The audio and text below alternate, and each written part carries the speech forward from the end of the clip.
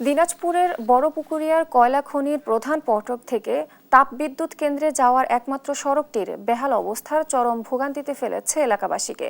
দীর্ঘদিন ধরে সংস্কার না হওয়ার দুর্ভোগে পোহাতে হচ্ছে যাত্রী ও পরিবহন চালকদের। এ নিয়ে বিস্তারিত জানাতে সরাসরি যুক্ত হচ্ছেন সহকর্মী হারুনুর রশিদ। হারুন, স্থানীয় প্রশাসন সমস্যা সমাধানে কোনো উদ্যোগ নিয়েছে কিনা আমাদের জানাবেন।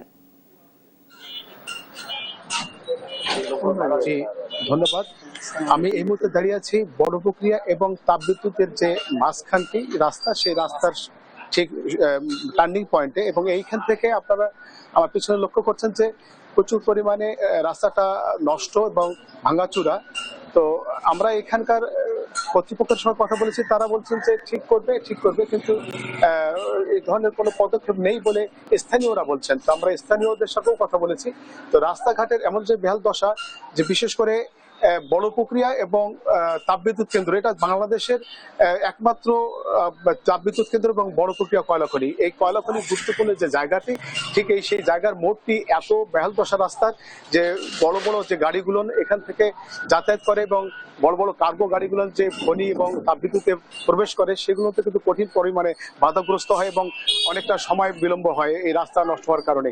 তো আমি আপনাদের আসলে দেখানোর চেষ্টা করব যে কি কি পরিমাণে এখানে নষ্ট এখানকার আছে। বিশেষ করে আপনাকে যদি বলতে চাই যে এই টার্নিং পয়েন্টটি আসলে মধ্যপাড়া বড়পুকুরিয়া এবং তাপবিদ্যুৎ কেন্দ্রের কানেক্টিং জায়গা, এবং এইখানেটাই একবার গর্ত হয়ে আছে রাস্তা, এবং কোনোভাবে এই জায়গাটাতে আসলে গাড়ি ঘোড়াগুলো কিন্তু আটকে যায় এবং ব্যাপক পরিমাণে সময় এখানে লাগে।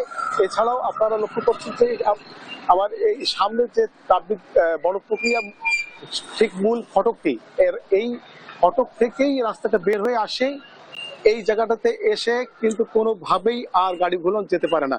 তো আমি এখানকার স্থানীয়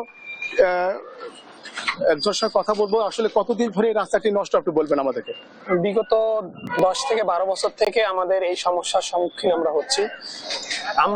কয়লা খনি এবং তাপবিদ্যুৎ কর্তৃপক্ষকে অনেকবার কাগজ মাধ্যমে অভিযোগ করেছি, কিন্তু এর কোনো সমাধান হয়নি। আমরা মনে করি যে কেপিআই এলাকায় এই ধরনের একটা রাস্তা, তার দ্রুত সমাধান দরকার। গ্রামবাসী, এলাকাবাসী আমরা সবাই ভোগান্তির মধ্যে সব সময়। এখানে প্রতিনিয়তই আপনার অপ্রীতিকর ঘটনা ঘটে। দেখা যায় যে চাকা বাস্ট হয়ে যাচ্ছে অথবা অ্যাক্সিডেন্ট হয়ে যাচ্ছে, গাড়ি উল্টে যাচ্ছে। পাশাপাশি এটা একটি, আমরা মনে করি যে বিশাল বড় একটা ঝুঁকিপূর্ণ এলাকা।